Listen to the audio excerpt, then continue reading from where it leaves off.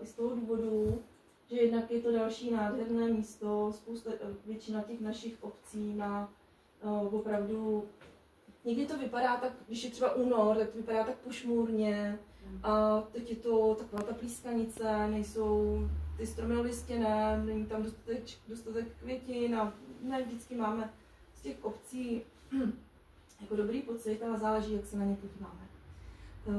Je tam spoustu krásných věcí v každé obci.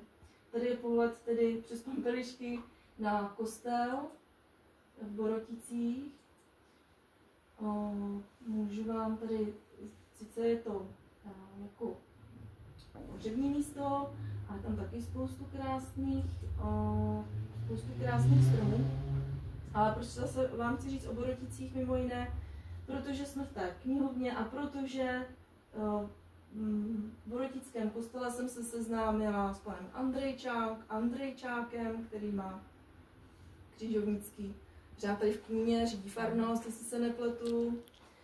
A ten mě navedl na to, že ve Středočeském archivu teda v Příbrami, tak jsou další informace o Boroticích a o zdejším místě a tam jsem se setkala s knihami, které se teda už otevírají a listují v bílých rukavičkách. Musíte se teda objednat, je to přístupné každému.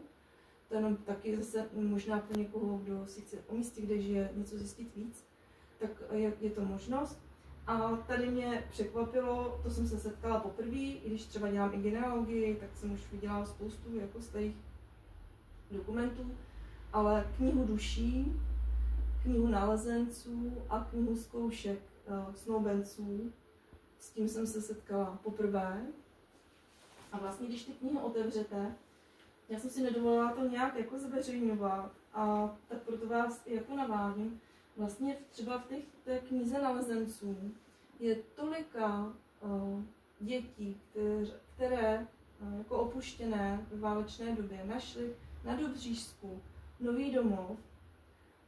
Je to poměrně zajímavý, statistiku jsem si z toho neudělala, ale že je tady jako, že i poměrně dost rodin, který se postarali o těch dětí jako poměrně ve větším počtu v průběhu třeba 10 let.